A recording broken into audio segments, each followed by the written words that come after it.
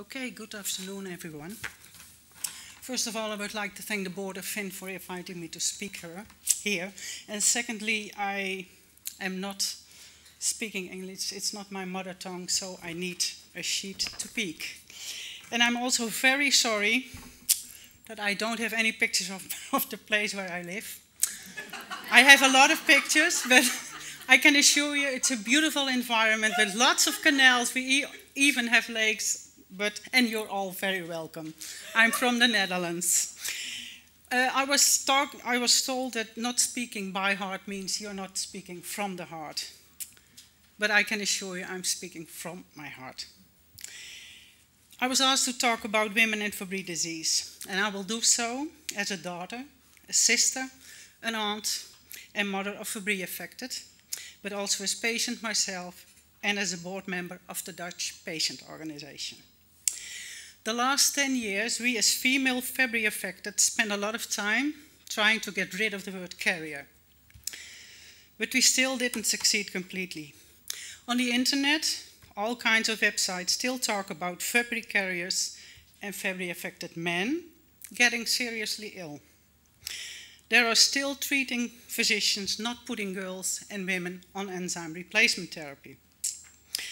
We also try to explain worldwide that women with Fabry disease can range from being asymptomatic to having severe problems. And one example of a sad case I heard 3 weeks ago, we had our annual International Fabry Women's Day, and we had a new member of our patient organization who attended this meeting for the first time. She is a 32-year-old woman. And she told us that she already has been fighting for 4 years in a lawsuit to get an allowance. She suffers from extreme pain in hand and feet and tiredness and is not able to work fully. But the medical examiner refuses to accept that she is not able to work. For she is a woman, and he read somewhere that women can't get sick, and he is not willing to listen to the Fabry experts. And this is 2013. But luckily,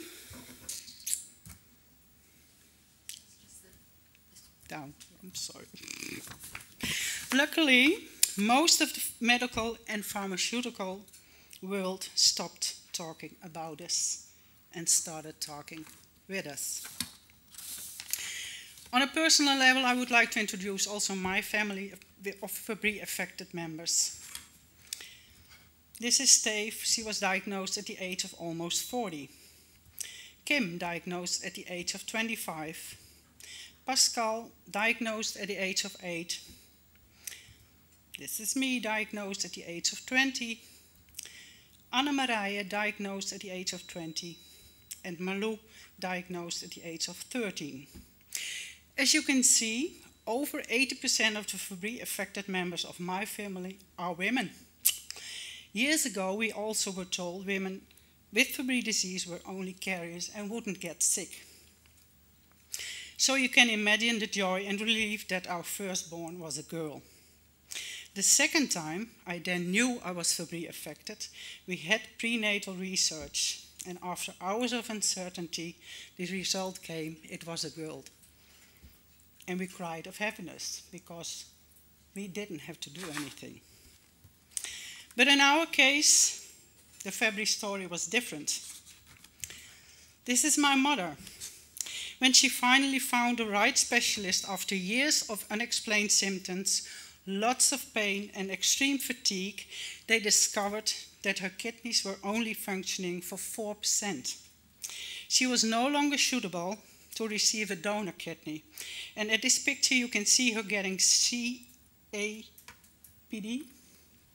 It's a kind of 24 dialysis at home. But she had to spend more than 8 months at hospital in Amsterdam, 140 kilometers away from home after the obtained peritonitis. After that, she needed to go to a dialysis clinic 3 times a week and deteriorated quickly. She was wheelchair bound. She already had become blind in one eye, had numerous intestinal bleedings, countless white matter lesions in the brain, neuropathic pain in hand and feet, of which the doctor thought it was rheumatism. She was diagnosed with Fabry disease, but she was a woman and couldn't get sick. And at the age of 57, now 28 years ago, she died. This is my sister, Kim. She is now 59, and Kim has left ventricular hypertrophy, which means thickening of the muscle of the left ventricle of the heart.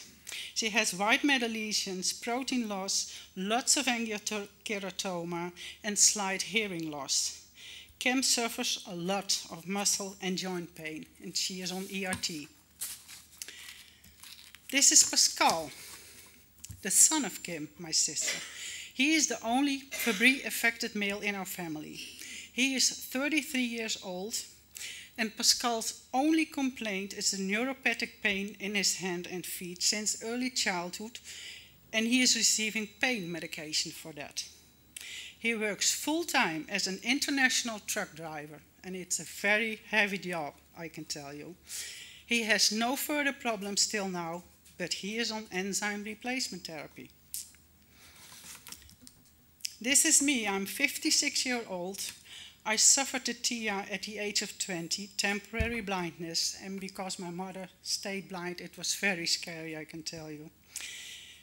At the age of 40, I had a lacunar infarction. When this was shown at the brain MRI, and because of left ventricular hypertrophy and proteinuria, I started enzyme replacement therapy in 2003, so over 10 years ago. Also, most other classical male Fabry symptoms had revealed, as you can see on the screen. Unfortunately, there's just one symptom I don't meet, and that's the inability to gain weight. This is my eldest daughter on the left. She is 29 years old.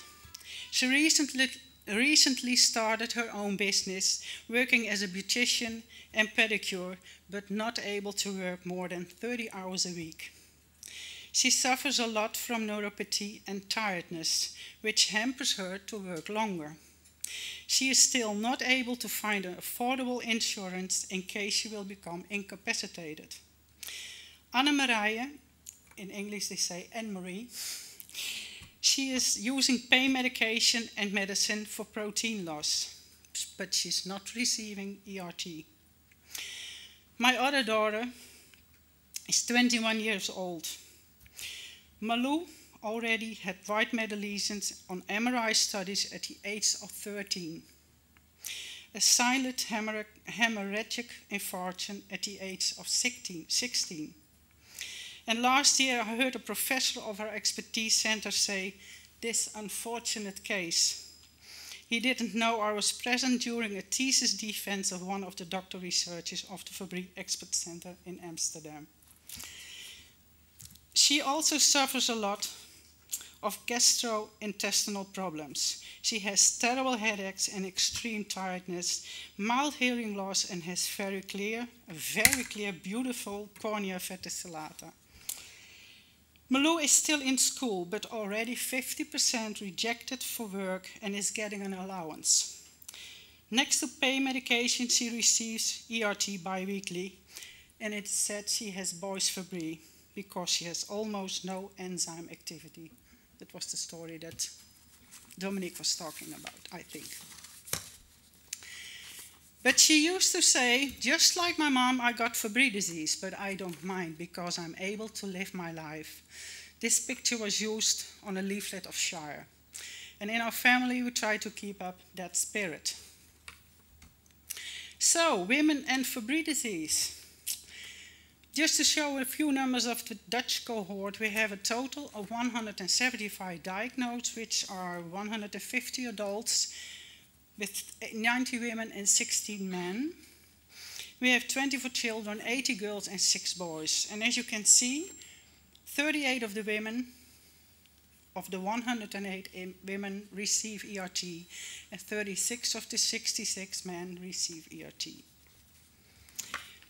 When I entered the board of the Dutch patient organization 10 years ago, I quickly discovered what apparently all women actually know. Men cannot and do not want to talk to each other about something that befalls them and turns out to be inevitable. Women, however, want nothing more than to share joy and sorrow. I'm sure. That's why I organized the first National February Women's Day in 2005. And it's often asked, what do you do on such occasions? Do you invite speakers? Are there presentations? But the theme of this day is just encounter and sharing. Call it peer support. So I can only say we eat and drink, we laugh and cry with each other. Nothing more, nothing less. During these informal meetings, a lot of misunderstood physical complaints were put forth because we talk to each other. So 2 female board members of the Dutch Patient Organization created a survey based on personal experience of the attendees. This questionnaire had 66 questions about all kinds of health issues. Almost 80% of the Fabry-affected women in the Netherlands and an equal number of female controls completed this questionnaire. And the conclusion of the survey was perceived health status was significantly decreased in Fabry-affected females. And once again, I would like to show some numbers. You can see at the left the percentage of the Fabry-affected women and on the right the control group. And you can see there are a lot of complaints, much more common in the Fabry disease women instead in the control. I heard from Lut, who attended the Fabry Expert Lounge in Munich, that it was told that 60% of Fabry-affected men are suffering from depression. No one spoke about women. But I can tell you that our questionnaire shows that 55% of women are also depressed. The results of the Dutch Women's Survey were published in the Journal of Inherited Metabolic Diseases. And to our knowledge, this is the first article resulting from a patient-led initiative where patients are involved in the design and implementation of the study and where patients are recognized as co-author of an article. So we can do something as patients. After this success, we decided to enter an international February Women's Day and the February Women's Survey as a project to the Worldwide Patient Advocacy Leadership Award Contest, a program sponsored by Genzyme Corporate. We called our project Project FIFI, Fabry International Female Initiative. FIFI, just like a little dog. In 2011, the Dutch patient organization Fabry Support and Information Group Netherlands was selected to win one of the first PAL awards of $10,000 US. You see my what you call it? Colleague, yeah, okay. After that, we asked all other Fabry stakeholders like pharmaceutical companies and umbrella organizations for support and funding. But unfortunately, not all commented yet. But we hope this project will be supported by all involved. Now we are in progress of translating the Fabry Women's Questionnaire, which has been adopted to new insights, and we kindly ask, no, we would like to insist that every Fabry patient organization inform their female members to find a female friend with the same working and living conditions and participate and contribute to the Fabry Women's Questionnaire of FSIGN when it's coming online, and this is ongoing and you will hear from us. Please help us to create awareness and stimulate further research into causes and treatment of women with Fabry disease, to let researchers and physicians get more insight into the problems that girls and women with Fabry disease suffer. I support evaluation and follow-up of Fabry patients from an early age and independent of gender. I'm convinced that Project Fifi can be a very valuable addition. Early this year, EFSIGN announced worldwide the first International Fabry Women's Day.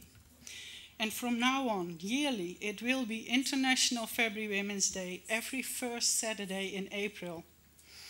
We shared a beautiful new logo with fellow patient organizations in Europe, North America, South America, Australia, Asia, and even in Africa.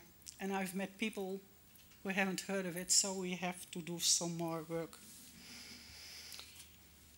We had lots of encouraging reactions, and our logo has been shared on Facebook pages, foreign websites, and newsletters. The Hungarian patient organization used our digital flyer to announce their International Fabry Women's Day, but I have no idea what it says. The next slide is our own poster, and that will be Chinese to you. It's in Dutch. My final remark is to the pharmaceutical companies, the industry partners like Finn calls them. Over 10 years of enzyme replacement therapy does not mean it's over with the innovation. On the contrary, better enzymes and better medicine are necessary. And it's a good thing we have ERT. And I gratefully acknowledge that you provide our Fabry community with hope through your research and the projects you provide. But we, as patients, hope for a better and better drug, but also a drug at lower cost, given the political developments on orphan drugs in the Netherlands and the rest of the world. Thank you.